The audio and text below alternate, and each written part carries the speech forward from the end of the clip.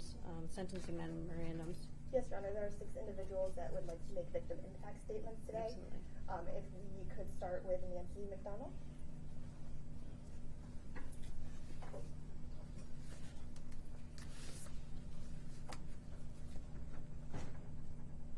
Morning, ma'am. Or good afternoon. Good afternoon. Can you state your name for the record, please? Nancy McDonald. Thank you. Go ahead, please. I'd like to thank you for the opportunity to read my victim impact statement. I was asked by one of my sisters why I wanted to read this. After all, I did already mail a statement to the court. And the answer is that when I think about the court hearing, we heard all about the day my father was assaulted. We really didn't hear anything about my father as a person and what he and my family were like before and after the attack. Similarly, we didn't hear anything about the perpetrator, Malik Smith, why he did what he did, and what led him to this. I spend a lot of time worrying and thinking about this. So in answer to my sister, this seems to me to be my attempt to speak my thoughts and fears out loud in the hopes that they paint a picture of my family and my father, and also perhaps provide me an opportunity to clear my head and heart. So, to that end, before the attack, my father was a very active and social member of the community. He went to the local YMCA multiple times a week. He had a group of male friends he golfed with and went out to eat with. He was a voracious reader who loved going to bookstores and volunteered as an usher at my parents' church. He drove his own car, attended his own doctor appointments, and he and my mother managed their home independently. My father came to Canada as a refugee, was the first person in his family to get a college education, and after my parents immigrated to the United States, he went to college at Wayne State at night to get his MBA. He provided for 6 children and rarely, if ever, missed work. He was an extremely intelligent, independent, and vital person. My mother was an equally active person in the community. For over a decade, she has volunteered at soup kitchens in the Pontiac area. She loves animals and nature and is quite devout and rarely, if ever, missed Mass at her church. She went to her grandchildren's sporting and social events regularly and enjoyed going out to eat. When we were younger, my mother worked tirelessly as a full-time homemaker to support us all, as my father worked late hours and was also in school for many years. And if I sound proud of my parents and grateful to them, it's because I am. And then a year ago, my father was attacked. In the immediate aftermath of his attack, our family was in shock. My sisters and I quickly planned for my father to never be alone in the hospital. During his hospital stay, I was often the sister who stayed with my father overnight in the hospital. My father was extremely confused when he was in the hospital. Things got much worse for him at night, and when it was dark, he would frequently call out for my mother or ask where she was and ask if he could go home. It was incredibly difficult to witness this. And once my father went home, it became apparent that he would not cognitively return to his baseline. His short-term memory is impacted. His ability to complete complex problems is impaired. He now uses a walker. And a stair lift was installed in my parents' home so he can sleep in his own bed, which is upstairs. He remains a fall risk, and he cannot be left alone. His ability to make informed decisions about his health care and his ability to care for himself is impacted. He requires assistance with bathing and dressing. My father can no longer drive. He does not play golf, and he is not an usher at his church. His friends text him well wishes and invite him to things, and he does not understand how to use his phone competently to respond to them. He often struggles with the television remote control. And my mother, she worries about leaving my father alone. She no longer volunteers at the soup kitchen. She misses her many friends there. She spends her days caring for my father and coordinating his many, many doctor's appointments with the help of my sister Lauren. And if my father's not having a good day on Sunday, they miss church. My mother is less active in her grandchildren's lives because of the time she spends in the home and her concerns about leaving my father. And these are the final years for my parents. This is how they will spend their remaining time, dealing with the aftermath of this senseless, violent attack. And I struggle with managing the anger and confusion I feel about my father's assailant, Malik Smith. I don't understand what was going on with him, and I do not want to hate him. I think about his family, and I presume that this attack has changed their lives forever as well. I worry about my sisters and their anger and their sadness about what has happened to our parents and my family. And I think both our families probably have this in common. And I hope that Malik Smith, when sentenced, can get the help he needs so that when he is released from incarceration, this doesn't happen to anyone else. But I wonder and hope if he'll be able to find recovery, and I hope that if he does, he could try and spend his life putting good into the world to try to make up for the pain he's put into it. And for me, I will try and not become bitter or hateful because of what has happened. I do not want to become the type of person who is scared to talk with neighbors or have a conversation with someone, and I don't want to worry as I get older and weaker that someone younger will take advantage of me. I hope that the court will ensure that Malik Smith has significant mental health oversight to ensure that he gets the help he needs and the community is safe. I would take comfort in knowing he was getting help, and it would lead me to be more forgiving of him. And then I would like to focus on providing support and love to my parents and sisters so that our remaining time together is well spent. Thank you again for letting me speak. I Thank you, Ms. appreciate that. McDonald. Next, the people would ask Janine Smith to approach.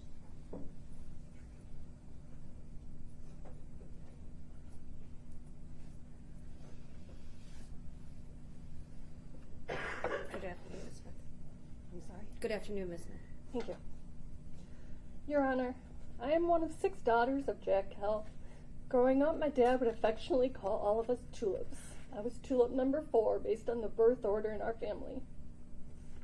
I have written this statement to convey the profound impact that the horrific assault has had on my dad and our family. While my dad was 80 years old at the time of the assault, he was still living a very full life.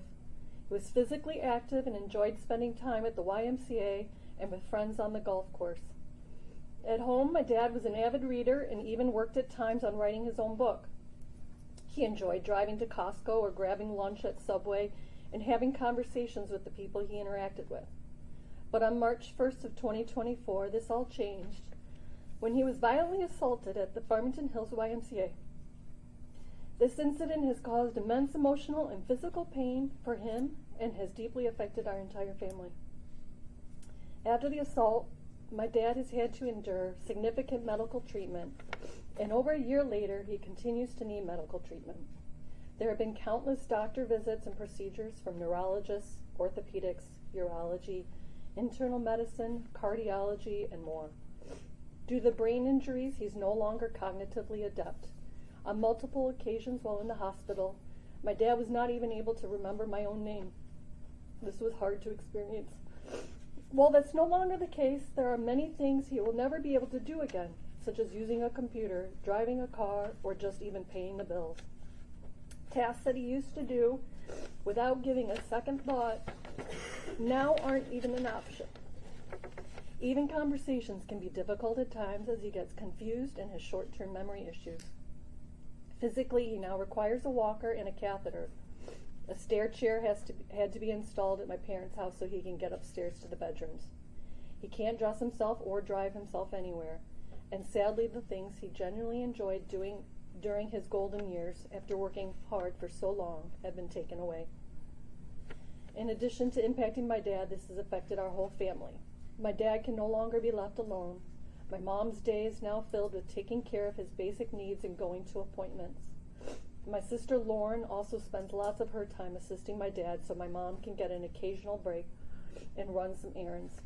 This was not the life they had prior to the assault.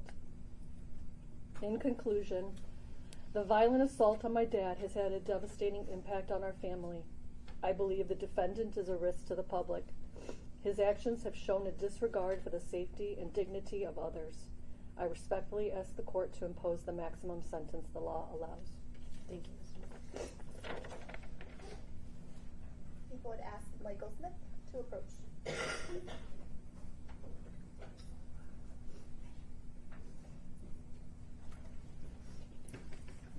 Good afternoon, Your Honor.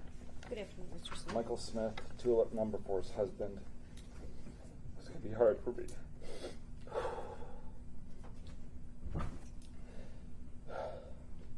As a firefighter and paramedic with 28 years of experience under my belt, I have firsthand seen the profound lasting effects of violence on individuals, families, and communities.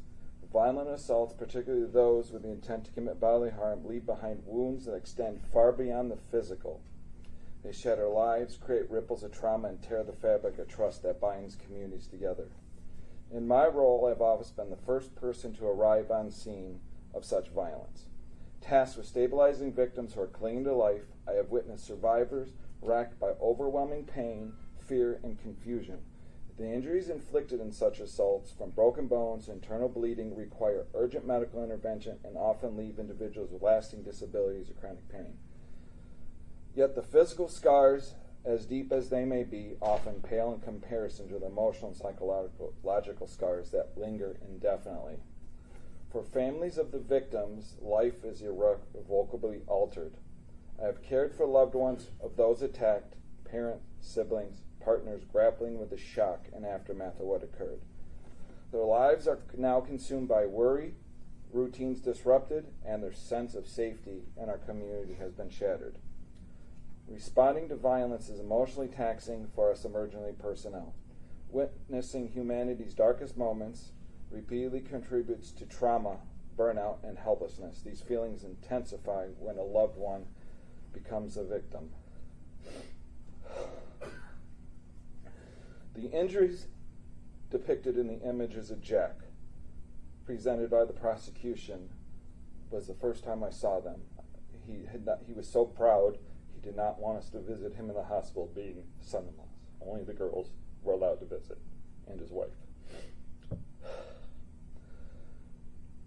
These injuries resemble those sustained by a person involved in a high-speed motor vehicle accident, rather than somebody who's typically injured in a fistfight.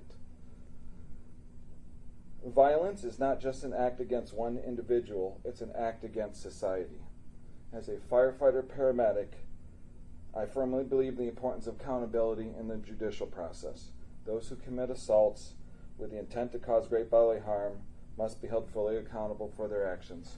Justice not only provides closure to the victims and the families, but also sends a message that such acts will not be tolerated in our society. It reaffirms that every life has value and that nobody should have to live in fear of violence. I urge the court to consider the far-reaching consequences of this crime when determining an appropriate sentence.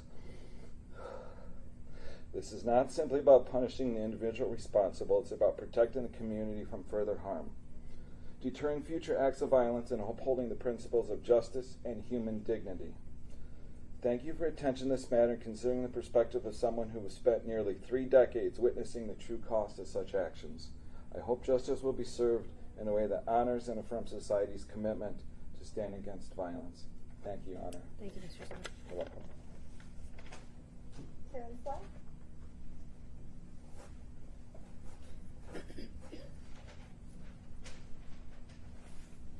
Good afternoon, ma'am. Hi. Can you state your name for the record, please? Sure, Karen Slack. Thank you. Thank you, Your Honor, for giving me the opportunity to both write and speak about how the violent crime against my father has impacted me. I want to start off by saying that nothing I was able to write, either for my written statement or this verbal one, has seemed sufficient to convey the impact of what it has been like to understand what my father went through on March 1st, and also the aftermath that has caused my family. Your Honor, I want everyone in this court today to know that the horrific, violent, brutal assault that my father barely lived through has had everlasting consequences that cause my parents difficulty every single day. Not only did my father have to go through the heinous assault on March 1st, but he's had to live with the resulting traumatic brain injury every day of his life since. That brain injury has taken away the independence of my father. He now struggles every day just to do routine things like walk, use the bathroom, or get dressed. He often needs help to use his cell phone or the remote control. His short-term memory is still impacted to this day, and he struggles to recall new information and details from conversations. My father can no longer drive or enjoy most of the hobbies that he once did. He can no longer take care of himself, and that means my mom has lost her independence too. My sister takes time away from work and her family to go to my parents' house several days a week to help. Your Honor, no amount of time would be enough to make up for all that Malik Smith has taken from my family.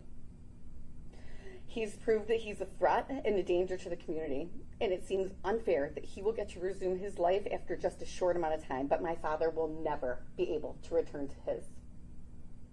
Because he's a danger and because he has permanently disabled my father, both cognitively and physically, I am asking you to please sentence him to the maximum amount of time that you can. Thank you. Thank you, Ms. Black. Lauren LaCascia?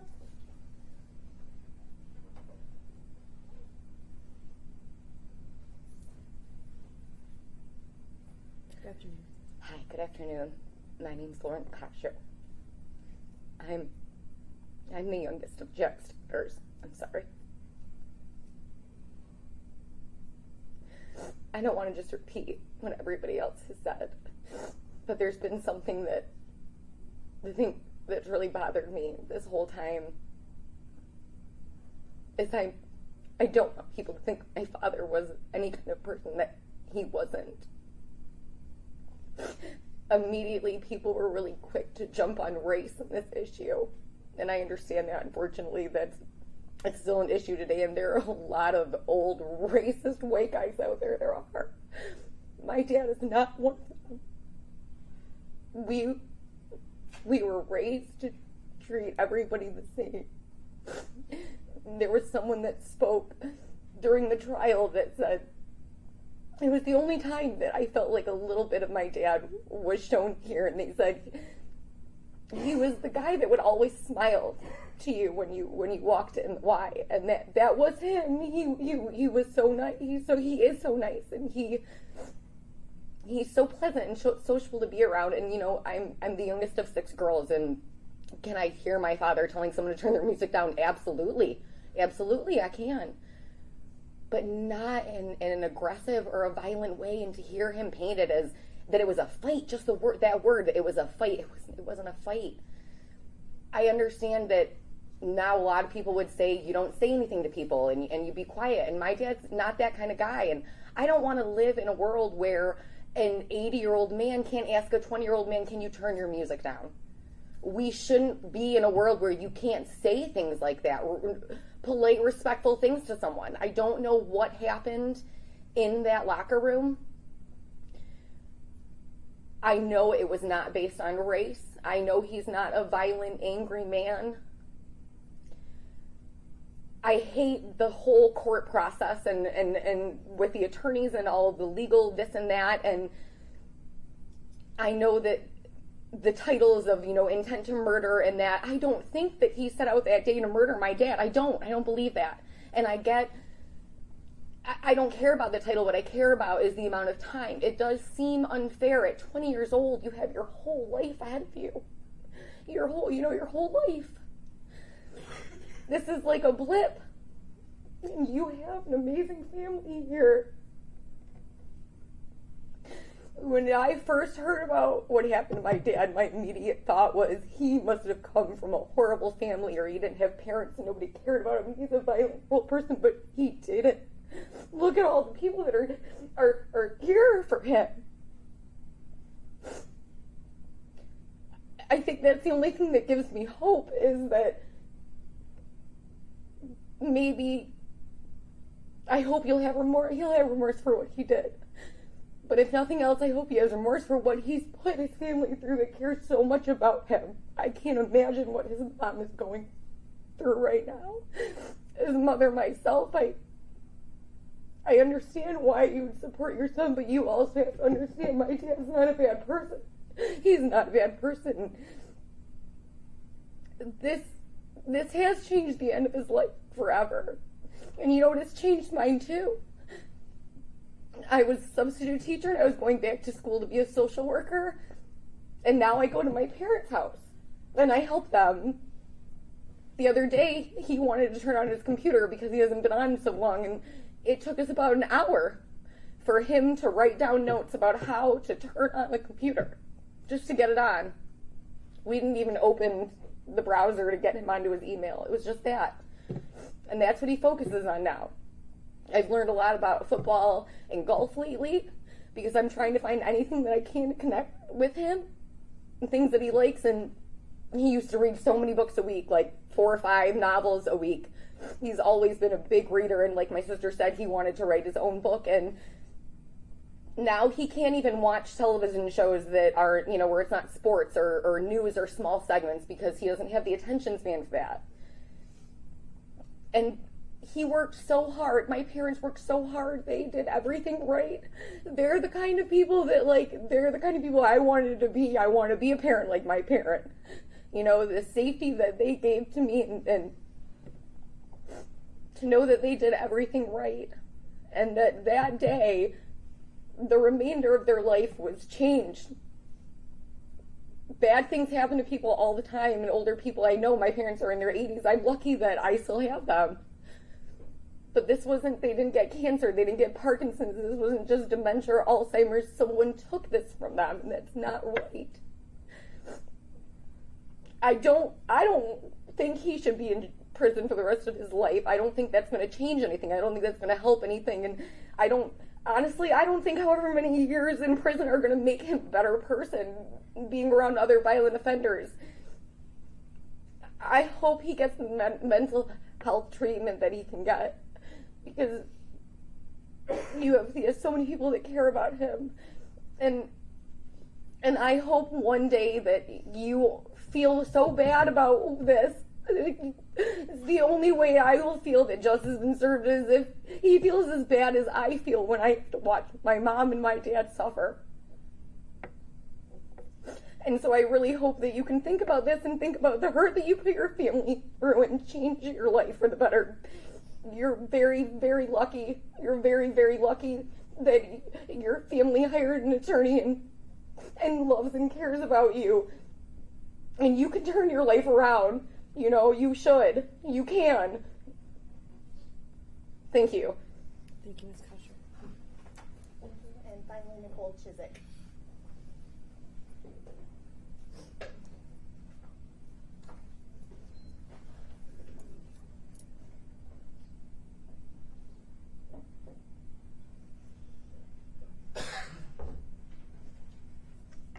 Good afternoon. Good afternoon. My name is Nicole Chiswick. I am the second oldest daughter of Jack Kell. Does that make you Tulip too? Yes, it does. And I'm actually reading a statement from my mother. She is at home with my dad, of course, as you have heard. And so this is her statement to you. Thank you. Your Honor, I am the wife of Jack Kell, the victim of assault by Malik Smith on March 1st, 2024. Because of this attack, Jack suffered a traumatic brain injury. He cannot drive, climb stairs, or walk without the use of a walker. After more than a year of numerous medical appointments, physical and occupational therapies, it is evident that this traumatic brain injury will have long-term effects. My husband worked very hard to provide a good life for his family. He was enjoying his retirement, exercising 2 or 3 times a week at the YMCA, and golfing twice a week with friends. All of this has been taken away from him. If someone can assault a senior citizen 60 years older than himself, I believe this person could attack anyone, even a child. Our community needs to be protected from violent people like Malik Smith. Please sentence him accordingly. Thank you, Donna Kell. Thank you.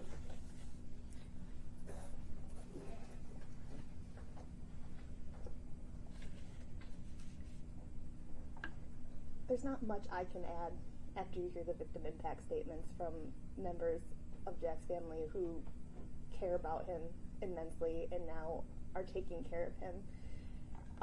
A couple words that stood out to me listening to those was senseless and devastating. And that's exactly how March 1st, 2024 can be described for Jack Kell and his family. He was 80 years old. He'd worked hard his whole life. He raised 6 tulips. And he was giving back to the community even in his old age. Imagine what it's like to be 80 years old, going to the YMCA and working out on a regular basis, and now not being able to walk without assistance, not being able to bathe yourself or dress yourself, because Malik Smith was angry that he was asked to either turn down or turn off his music, which is not something that's uncommon for people to ask others to do. Malik Smith took extreme offense to that, and the court is well aware of what happened. You heard the testimony, you saw those photos.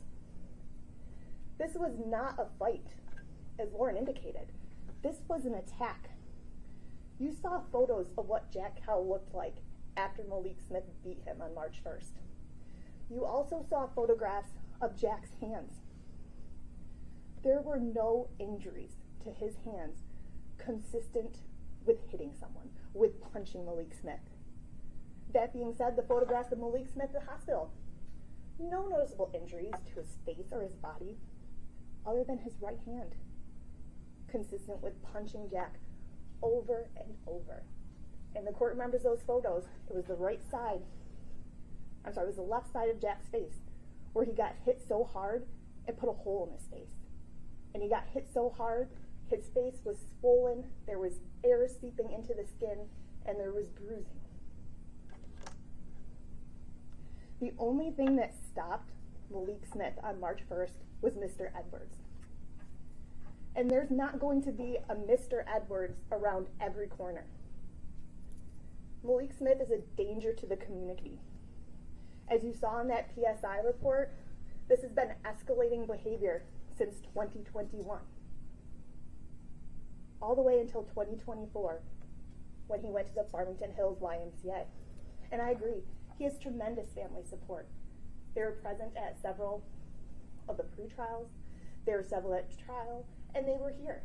The problem is, Malik Smith has had this family support the entire time, before this incident happened, and it still happened. Family support is not enough. The court needs to keep the community safe, and I ask the court to sentence the defendant to the top of the guidelines. Thank you. Mr. Bitterworth. Thank you. First, I want to thank the court for reviewing all the materials and all the letters. There were numerous letters that were presented to the court. As you can see, both sides have excellent support, and I want to thank everybody for being here. There's a lot of projection going on here that this young man's going to be a danger to the community in the future. He has no previous criminal history. There's been no previous criminal charges.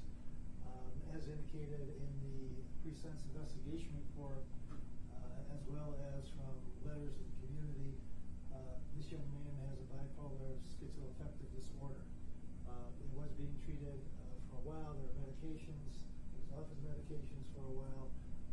And I understand the concern if he's placed on a long-term of probation, how are you going to monitor him in terms of being able to make sure he's taking his medication. I think the letters that were presented to you, particularly from Sunita Smith Watson and from Father Phil Cook, the pastor, the priest, are very insightful and very telling. I'm not going to go over everything because I know you've read it and I know you've taken this into consideration. But as so eloquently stated by two of the young ladies that gave the victim impact statement, some people are looking for retribution or revenge. I think when the family, the daughters, indicated to you that this goes beyond revenge or retribution, that really there should be something that helps this young man in the future. And sending him to prison for any particular length of time is not going to do that, because he's not going to get any help in prison. It's a warehouse. You're just going to store him, and then they'll kick him out when they want to kick him out, and he won't get what he's supposed to get.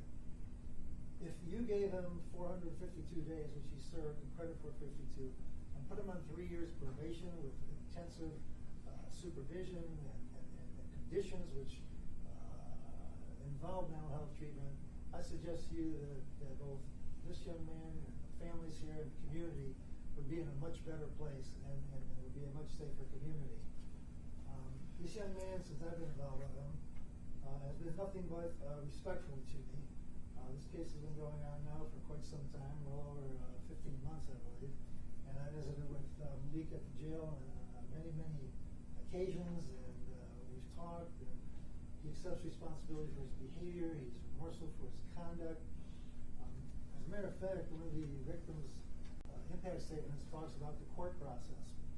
We offered to plead before trial. We offered to plead to assault, great bodily harm, less than murder, so the family wouldn't have to go through another trial and relive the trauma. We were trying to alleviate that, but the prosecutor's office turned down the plea, and that's why we had to go to trial.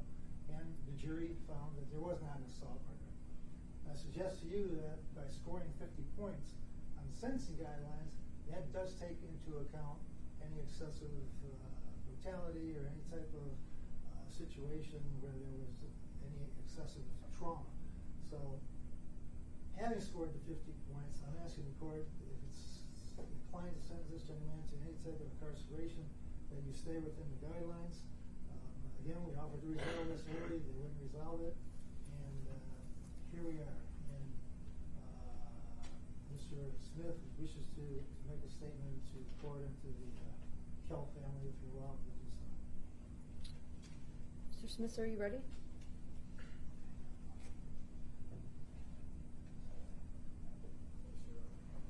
Okay, so I'm going to have you face the family.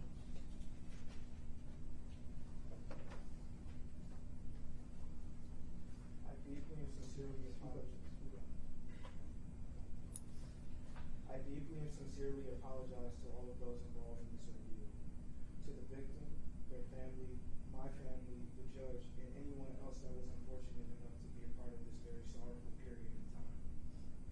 Being incarcerated for over 14 months now, I've had a lot of time to really sit down and think about how I ended up in a place like this, in this stage of my life. I think about what I could have done differently in hindsight, so that all of the pain and trauma that has been experienced could have been avoided. I had to realize that when I come into contact with confrontation situations that can quickly become hostile and dangerous for all parties involved, it is my responsibility to take the first initiative and do everything in my power to de-escalate tensions and remove myself by any means necessary. Every decision I make in instances like those expressed are important and shouldn't be taken lightly. I truly and sincerely believe that I've been incarcerated long enough to thoroughly learn and change from these turbulent past occurrences. Now, I hope the next step for me is to be given a chance to reintegrate back into society and prove that I am a changed person who is eager and ready to do right by those I've wronged. My family, my friends, my community, society, and humanity at large. I want to make it a personal goal of mine that I at least accomplish one thing, whether it be direct or indirect, that leaves this world a better place before and after I leave and depart. All I ask is to be given the chance, the opportunity, the blessing for me to do so, to follow through with these things. I owe it to everyone to try. This is what I have written down.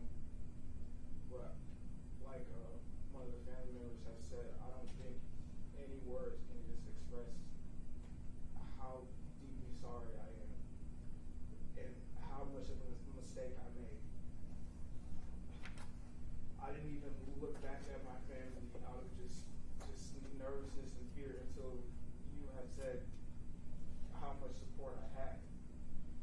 And it just shows that I can't take things like that for granted. I have my whole life ahead of me, and I just acted irresponsible and irrational in a situation that I could have conducted myself much better, knowing that specific person. I shouldn't have let my pride or whatever was going through my mind to let that situation get out of hand. It's just not okay. And my mom moved us out to Farmington Hills so that we could have a better and safer life. I used to think I'm here in Farmington Hills so everything's safe, everything's good. And then now it feels like that I'm my own worst enemy in an area where I thought it was a safe haven. So I just hope that I can be forgiven and I can try my best to prove myself and do better and just help my community at large and my family. Be there for my family and be there for everyone.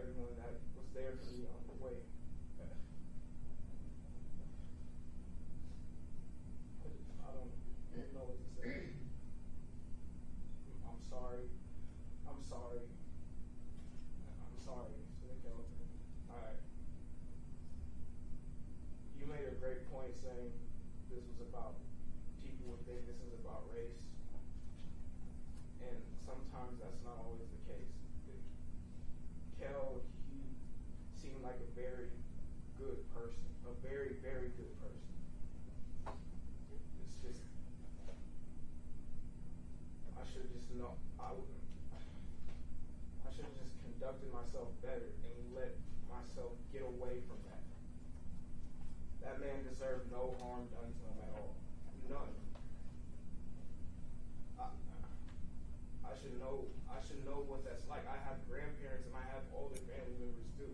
And I've seen them in vulnerable situations. I have to watch them pass away. And it's just like I should have understood that. I'm sorry. I don't know what else I can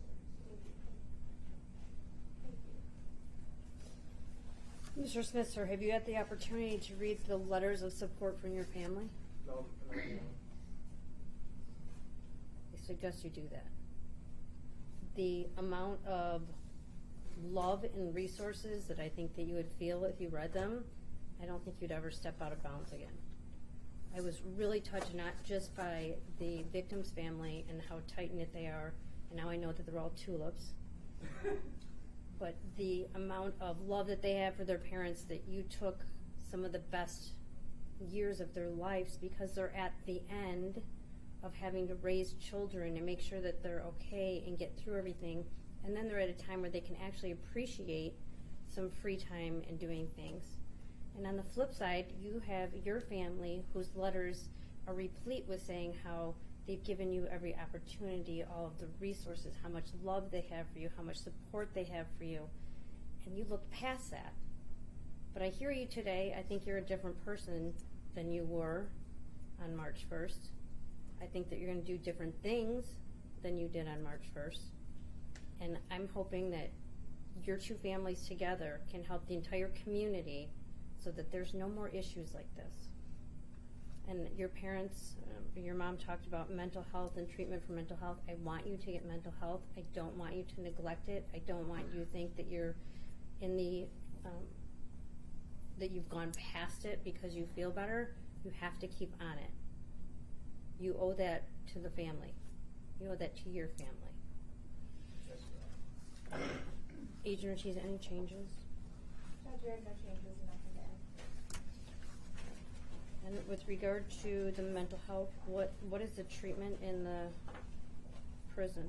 Judge, I can't answer specifically what treatment he'll receive. Once he goes in, they will assess him for treatment based on what was in the PSI. So mental health is one component that he will be getting in MDOC. So we have 23 months on the front end. What's the max on what's the minimum on that back end that I can give?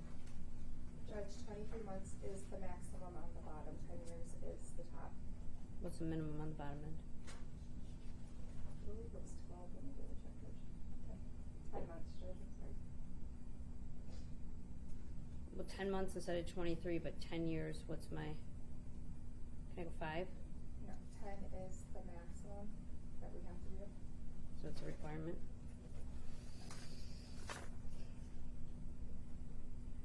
That is a statutory maximum. Right.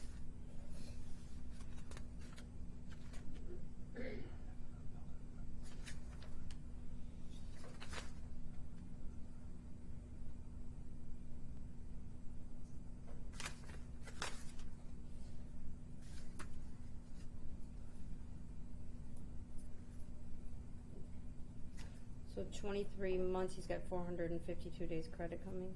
Yes, Judge. Anything else from the family? Anything else from Mr. Smith's family? Okay. Case number 24-288-427 FC, count 1, assault with the intent to do great bodily harm, less than murder by strangulation, 23 months to 10 years prison, 452 days credit, guidelines 10 to 23. State cost $68. Crime victim right fund is $130. Sir, you're not to enter the YMCA or Farmington Hills. You are not to have any contact with the victims, Jack, Cal, or the family. Is that the request? So this has been your sentencing. You have a right to appeal your sentencing. You have 42 days to file an advice of rights form with this court if you do wish to appeal. If you cannot afford a lawyer, the court will appoint one for you. Okay, sir? Yes, ma'am. Now, Mr. Smith, do everything in your power to do the 23 months in prison and come out and be the best person that you can. Okay, sir? Yes, Your Honor. Thank you. Thank you, everyone. Thank you, Judge. That concludes the box, Your Honor. Thank you, deputies. Everybody remain seated until they do the courtroom closing.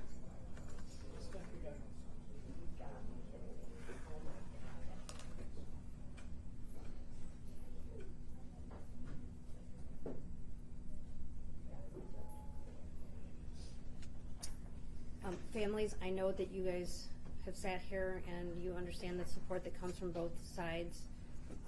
The defendant was sentenced as the MDOC recommended. Those are what's within the guidelines. I'm to follow the guidelines unless I can come up with a reason for not following the guidelines. So I want you to know that he did receive the 23 months to 10 years with the 452 days of credit. The guidelines are the 10 to 23. This is exactly what the MDOC requested for the sentencing.